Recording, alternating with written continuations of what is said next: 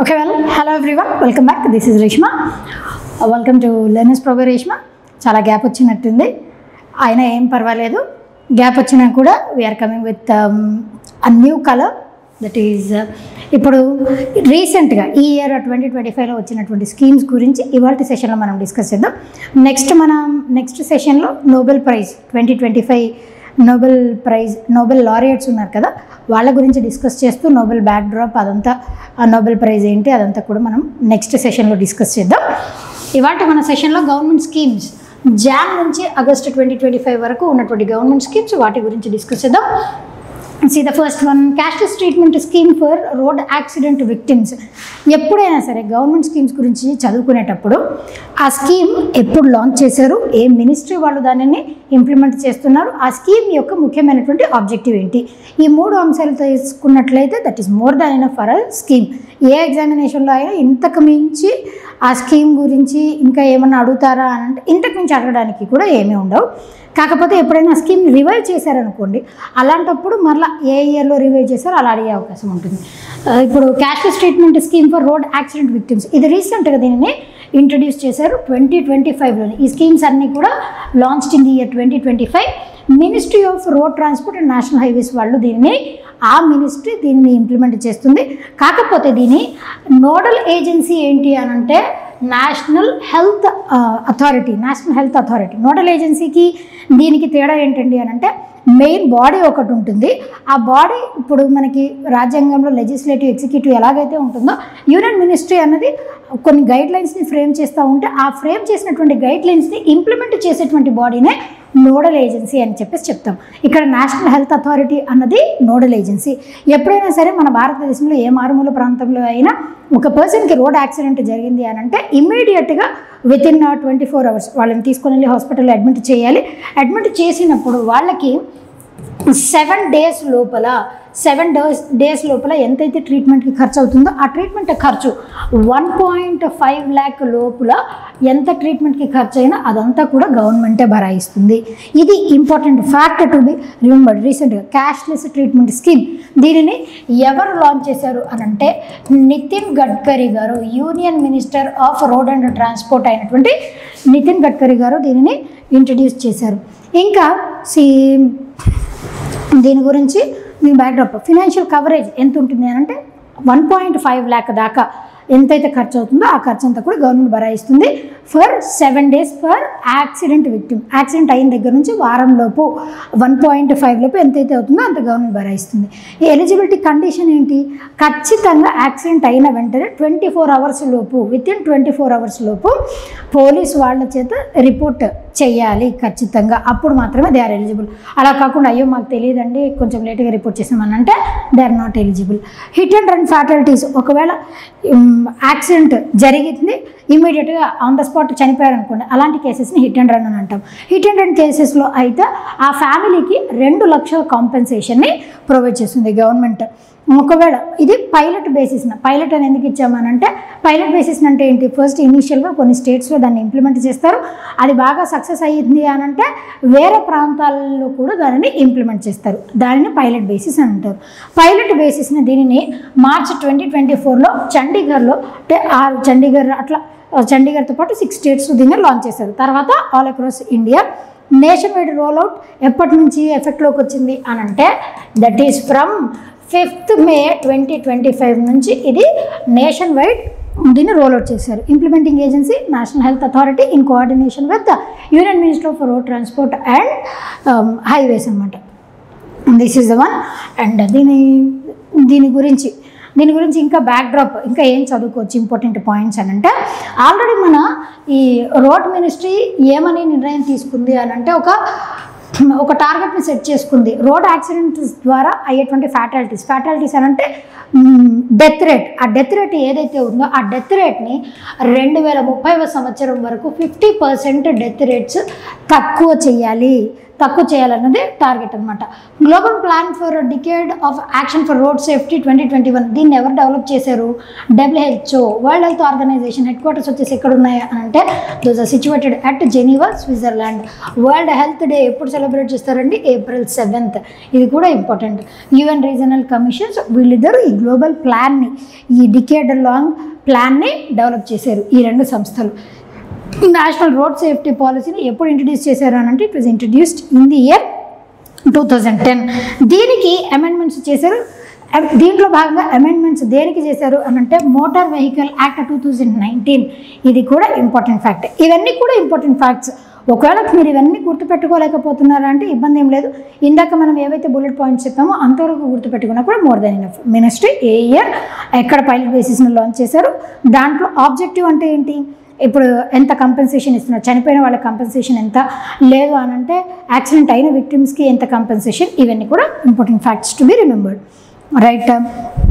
Next important thing వచ్చేసి ప్రధానమంత్రి వికసిత్ భారత్ యోజన. ప్రధానమంత్రి వికసిత్ భారత్ రోజ్గార్ యోజన. ఇది వచ్చేసి ఎవరి కోసం అని అంటే ఎంప్లాయ్మెంట్ జనరేషన్ కోసం అని చెప్పేసి. ఈ దీంట్లో కూడా ఆల్రెడీ అన్ఎంప్లాయిడ్ యూత్ కోసం కాదండి, ఆల్రెడీ పని చేస్తున్నటువంటి వాళ్ళకే state government, central government employees ఎవరైతే ఉంటారో వాళ్ళు సేవింగ్స్ చేసుకోవాలి అన్నటువంటి ఒక పద్ధతిని దీని ద్వారా, ఈ స్కీమ్ ద్వారా ఇంట్రడ్యూస్ చేశారు. వాళ్ళకి సేవింగ్స్ ఎందుకండి, ఆల్రెడీ PF ఇలా రకరకాల కట్ అవుతూనే ఉంటాయి కదా అంటే వాటితో పాటు ఇంకా అడిషనల్ సేవింగ్స్ కావాలి అని చెప్పేసి గవర్నమెంట్ ఈ స్కీమ్ని లాంచ్ చేసింది. దీని ద్వారా గవర్నమెంట్కి కూడా ఎంతో కొంత లాభం ఉంటుంది కాబట్టి దీన్ని ఇంట్రడ్యూస్ చేసింది. ఎంప్లాయ్మెంట్ జనరేషన్ అని ఎందుకు అన్నారు అని అంటే ఉన్నటువంటి ఎంప్లాయీస్నే వాళ్ళ ఆపర్చునిటీస్ని, అవకాశాలని ఎన్హాన్స్ చేయడానికి, లేదు ఆల్రెడీ కొంతమంది ఆర్గనైజ్డ్ సెక్టర్లో పనిచేసే వాళ్ళకి ఎంప్లాయ్మెంట్ జనరేషన్, దానికోసం అని చెప్పేసి across all sectors main focus వచ్చేసి ఏ రంగానికి అని అంటే మ్యానుఫ్యాక్చరింగ్ సెక్టర్. ఈ రంగంలో ఎక్కువ ఫోకస్ని అందజేస్తున్నారు. ఏ మినిస్ట్రీ?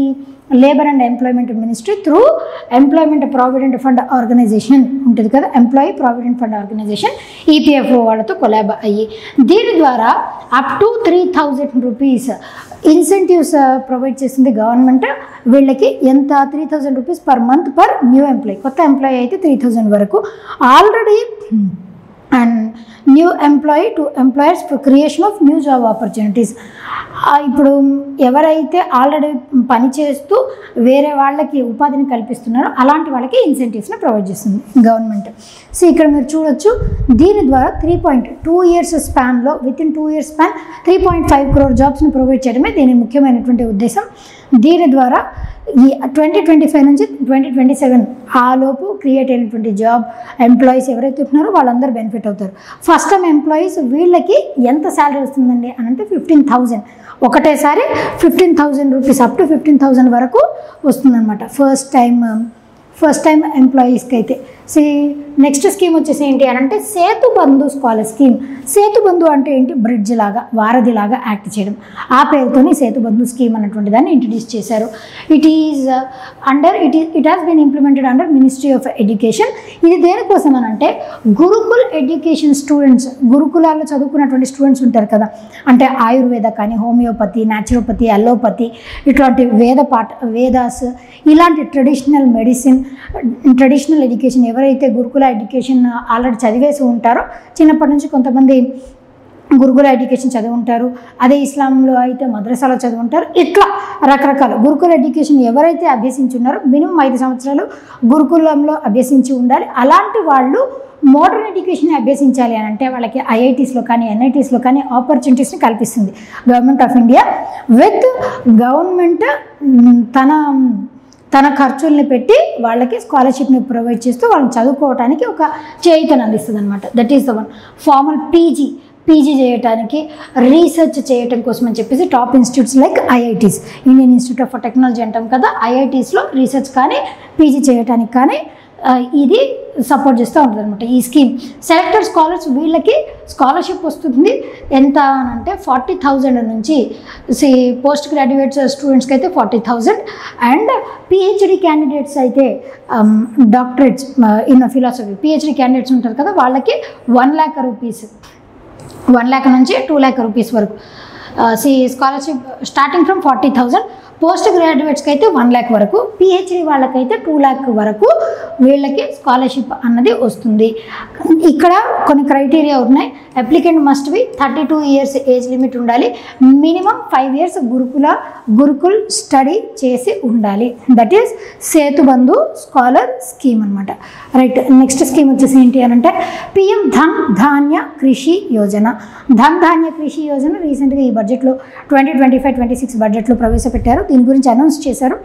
మేజర్గా దీని ఫోకస్ వచ్చేసి ఏంటి అని అంటే 100 అగ్రికల్చరల్ డిస్ట్రిక్ట్స్ని ఫోకస్ చేస్తారనమాట. ఫస్ట్ వాటిని ఐడెంటిఫై చేసి అక్కడ ఆల్రెడీ అగ్రికల్చర్ ఉంటుంది కదా, ఆ అగ్రికల్చర్ని ఎన్హాన్స్ చేయడానికి, ప్రొడక్టివిటీని పెంచడమే దీని ముఖ్యమైనటువంటి టార్గెట్.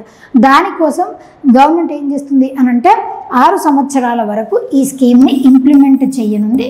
6 years వరకు with అవుట్లే of 24,000 crores.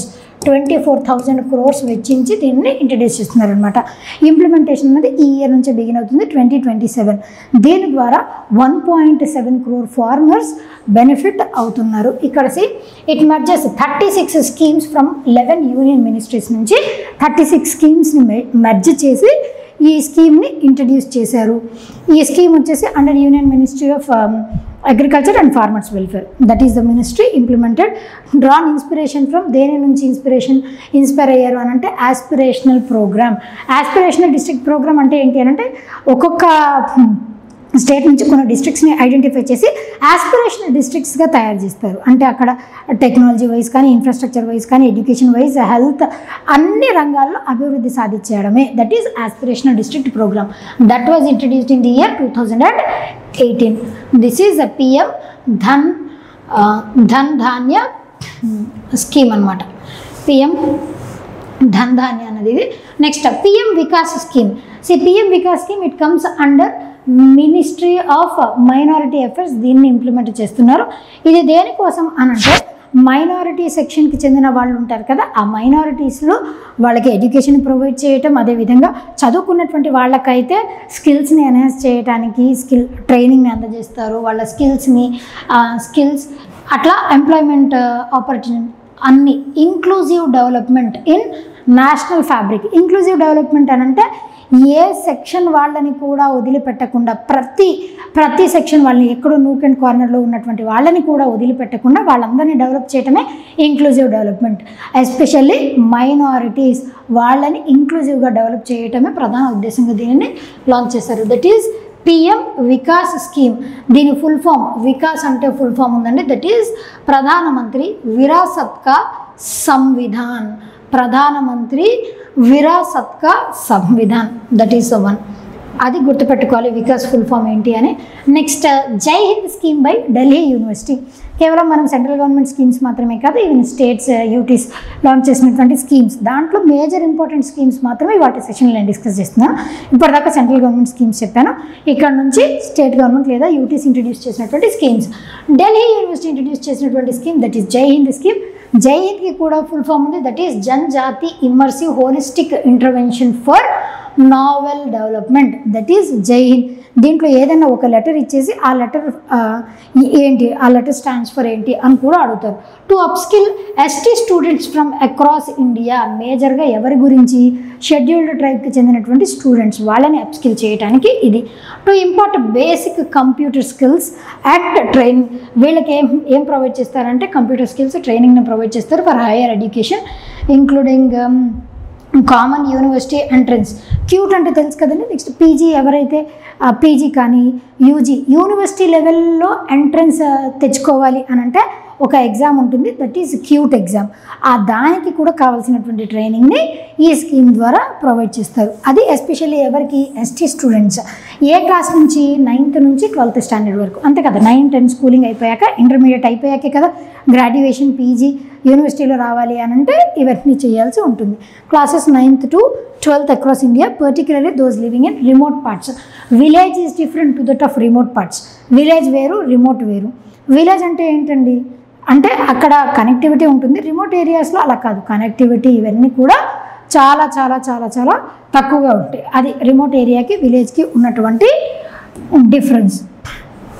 Next Gajmitra scheme by Assam. Assam వాళ్ళు రీసెంట్గా గజమిత్ర అంటే ఎలిఫెంట్స్ని సేఫ్ గార్డ్ చేయడం కోసం అని చెప్పేసి ఈ స్కీమ్ని అస్సాం గవర్నమెంట్ ఇంట్రడ్యూస్ చేసింది.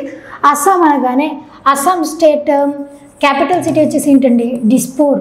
చీఫ్ మినిస్టర్ వచ్చేసి ఎవరున్నారు, హిమంత బిశ్వా శర్మ. అది దీంతో పాటుగా వరల్డ్ ఎలిఫెంట్ డే ఎప్పుడు సెలబ్రేట్ చేస్తారు, world elephant day is celebrated world elephant day is celebrated. World elephant day ఎప్పుడు సెలబ్రేట్ చేస్తారు అని అంటే that is August 12th. August 12thకి ఇంకొక ఇంపార్టెన్స్ ఉంది, that is world youth day కూడా మనం సేమ్ డేనే సెలబ్రేట్ చేస్తాం. ఎప్పటి నుంచి దీన్ని సెలబ్రేట్ చేస్తూ వస్తున్నారు, 1992 నుంచి. All these are important things. దేనికి, హ్యూమన్ ఎలిఫెంట్ కాన్ఫ్లిక్ట్. ఇప్పుడు ఎలిఫెంట్స్ అడవుల్లో ఉంటాయి, ఆ అడవిలో నుంచి అడవికి దగ్గరగా మనం స్థావరాలను ఏర్పాటు చేసుకున్నాం అనుకోండి, దారి తప్పిపోయి పక్క ఏరియాకి వెళ్ళినప్పుడు ఎలిఫెంట్స్ అట్లా హ్యూమన్ ఎలిఫెంట్ కాన్ఫ్లిక్ట్ అవ్వటం, వెహికల్స్ వాటిని బంబార్డ్ చేయడం, ఇలాంటి వాటి వల్ల ఎలిఫెంట్స్ పాపులేషన్ అనేది రిడ్యూస్ అవుతుంది. అందుకోసం అని చెప్పి ఎలిఫెంట్ పాపులేషన్ సేఫ్ గార్డ్ చేయడానికి, ఎన్హాన్స్ చేయడానికి ఈ స్కీమ్ని లాంచ్ చేశారు, హ్యూమన్ ఎలిఫెంట్ కాన్ఫ్లిక్ట్ని తగ్గించడం కోసం. ఎందుకు, ఎలిఫెంట్ అన్నది మన నేషనల్ హెరిటేజ్ యానిమల్ కూడా.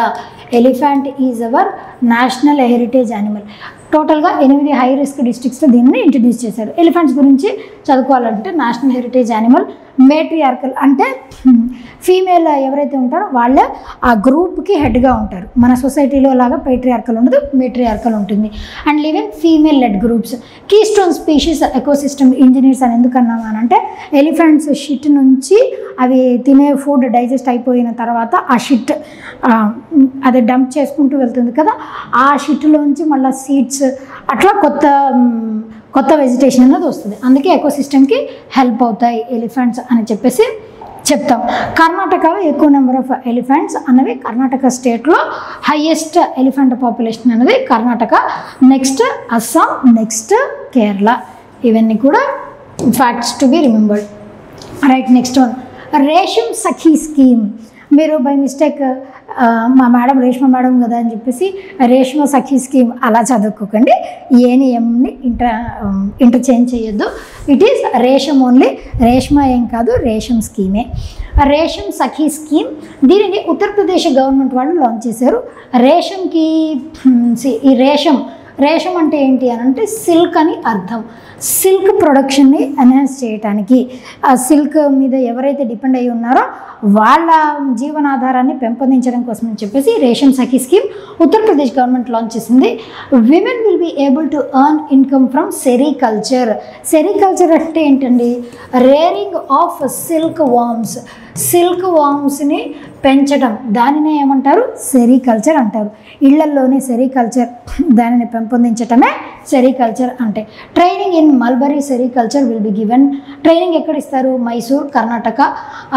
ఇక్కడ తస్సర్ సెరికల్చర్ అని అంటాం. ఇప్పుడు దిస్ ఈజ్ టస్సర్ శారీ అంటే ఏంటి అని అంటే దాంట్లో సిల్క్ మిక్స్ వచ్చి ఉంటుంది అనమాట. That is one of the brands. అట్లా టస్సర్ సిల్క్ అనేది సిల్క్లో ఒక వెరైటీ. అస్సాంలో ఇప్పుడు రకరకాలైనటువంటి సిల్క్ వెరైటీస్ ఉంటాయి, ఆ పేరు నాకు గుర్తు రావట్లేదు, కానీ అట్లా ఒక్కొక్క ఏరియాకి ఒక్కొక్క సిల్క్ వెరైటీస్, సిల్క్ వామ్స్ నుంచి ఉత్పత్తి చేసి సిల్క్ని ఉత్పత్తి చేయడం, దాన్ని ఎన్హాన్స్ చేయటం. ఎందుకనంటే శారీస్లో మాత్రమే కాదు, టెక్స్టైల్స్ వీటన్నిటిలో కూడా సిల్క్ ఒక్కొక్క రకమైనటువంటి ప్రాధాన్యత ఉంటుంది. కాబట్టి రాంచీ, జార్ఖండ్.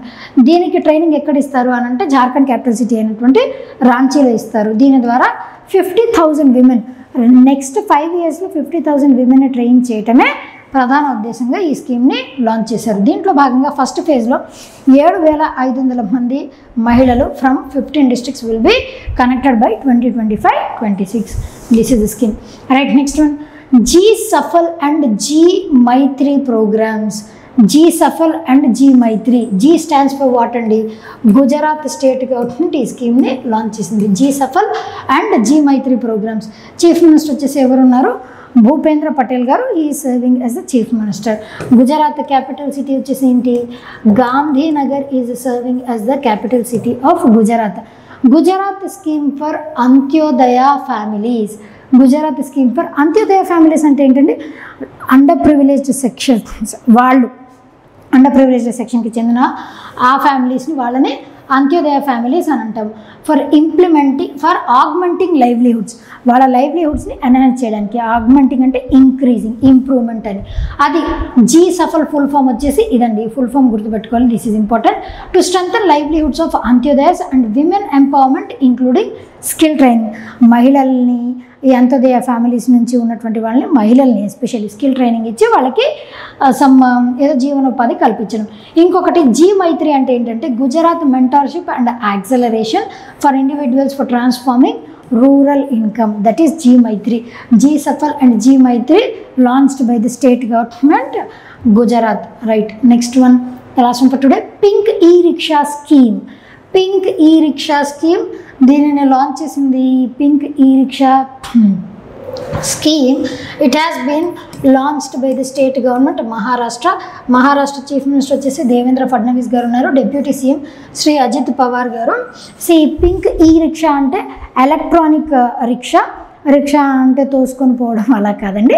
ఎలక్ట్రానిక్ రిక్షా అని అంటే ఆటోసే, నథింగ్ బట్ రిక్షాస్ అని అంటారు కొన్ని ఏరియాస్లో, ఎస్పెషల్లీ ముంబై, మహారాష్ట్ర ఆ రీజియన్స్లో.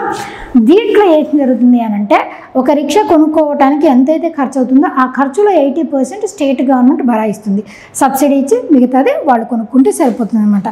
మ్యాక్సిమం సబ్సిడీ ఎంతవరకు ఇస్తుంది అని అంటే 80,000 maximum subsidy will be provided to the women who are purchasing this one. ఈ పింక్ ఈ రిక్షా స్కీమ్ ఎక్స్క్లూజివ్గా ఎవరి కోసం అంటే మహిళల కోసం. ఇలాంటి కాన్సెప్టే ఆల్రెడీ మనకి తమిళనాడు స్టేట్ గవర్నమెంట్లో కూడా రీసెంట్గా ఈ కాన్సెప్ట్, ఈ రిక్షా కాన్సెప్ట్ అన్నది తీసుకొని వచ్చారు. అక్కడ క్యాబ్స్ని కూడా మహిళలు ఎక్స్క్లూజివ్గా మహిళలు నడిపేటువంటి క్యాబ్స్ని కూడా అక్కడ ప్రవేశపెట్టారు. ఫైనాన్షియల్ అసిస్టెన్స్ అందజేస్తారు ఈ రిక్షాస్ పర్చేస్ చేయడానికి. విమెన్ ఎంతవరకు, ఇందాక 80% అన్నాను, నో, ఇట్ ఈస్ 70% ఆఫ్ ఆ రిక్షా అమౌంట్కి ఎంతైతే ఖర్చు అవుతుందో దాంట్లో 70% గవర్నమెంట్ భరాయిస్తుంది.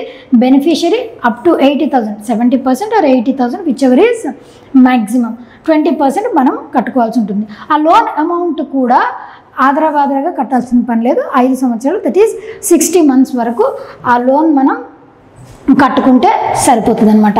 అండ్ ఇంకా రీసెంట్గా ఈ ఇయర్ 2025కి 10 years కంప్లీట్ అయినటువంటి స్కీమ్స్ ఏమేమి ఉన్నాయి అవి జస్ట్ ఒకసారి అట్ ఎ గ్లాన్స్ నేను చెప్తాను. 10 years కంప్లీటెడ్ స్కీమ్స్ అని చెప్పి నేను సపరేట్గా ఒక వీడియో కూడా మన ఛానల్లో చేశాను, అది కూడా మీరు చూడొచ్చు లెర్నర్స్ ప్రో బై రేష్మా ఛానల్లో. బేటీ బచావ్ బేటీ పఢావ్ స్కీమ్, ఇది వచ్చేసి దీనికి 3 ministries ఉంటాయి. Ministry of women and women, అది మాత్రమే కాకుండా విమెన్ మాత్రమే కాకుండా ఇంకా హెల్త్ అండ్ ఫ్యామిలీ వెల్ఫేర్ ఆ మినిస్ట్రీ ఆఫ్ ఎడ్యుకేషన్, 3 ministries దీన్ని ఇంప్లిమెంట్ చేస్తే బేటీ బచావ్ బేటీ పఢావ్ స్కీమ్. దీని తర్వాత ప్రధానమంత్రి ముద్రా యోజన. ఇది ప్రధానమంత్రి ముద్రా యోజన ఏం చేస్తుంది, micro units development and refinance agency. దీనికి టోటల్గా 4 levels ఉంటాయి. శిశు, కిషోర్, తరుణ్ ప్లస్ అని చెప్పేసి 4 categories లోన్స్ని ప్రొవైడ్ చేస్తుంది. That is the scheme. 3 Jan Suraksha schemes completed. 3 Jan Suraksha scheme, జన్ని సురక్ష యోజన, JSSY, అట్లా టోటల్గా 3 ఉన్నాయి. అవి కూడా అయిపోయింది, కంప్లీట్ అయ్యింది. Pradhan Mantri Krishi Sinchayee Yojana, irrigation facilities, union minister of agriculture and farmers welfare. Soil health card scheme, అది ఉజాలా స్కీమ్. ఈ ఉజాలా స్కీమ్ ఏం చేస్తుంది, ఉజాలా అని అంటే ఇళ్లలో Ujala and street lighting scheme. Ujjwala వేరు, ఉజాలా వేరు, బోత్ ఆర్ నాట్ సేమ్. అది LPG, ఇది Ujala scheme, street lighting national wide programme. దీంతోపాటు సాగర్మాల ప్రాజెక్ట్. సాగర్మాల ప్రాజెక్ట్ అంటే ఏంటి అని అంటే నేషనల్ హైవేస్ని, రోడ్వేస్, సాగర్మాల ప్రాజెక్ట్ హైవేస్ కాదు, సాగర్ అంటే వాటర్ వేస్ని కనెక్ట్ చేస్తూ ఒక project, that is Sagarmala programme అనమాట. అది కూడా కంప్లీట్ అయిపోయింది. So this is all about today's session. 10 years complete అయిపోయినటువంటి స్కీమ్స్ అండ్ 2025లో లాంచ్ చేసినటువంటి స్కీమ్స్. టోటల్ ఓవరాల్గా these are the schemes. And next మన సెషన్లో నోబెల్ లారియట్స్, నోబెల్ 2025 గురించి విత్ షార్ట్ కట్స్, ఏది ఎలా గుర్తుపెట్టుకోవాలి with short cuts I'm going to explain. So ఎవరైనా సబ్స్క్రైబ్ చేసుకోకపోతే do subscribe to our channel. Keep watching, keep learning and thank you.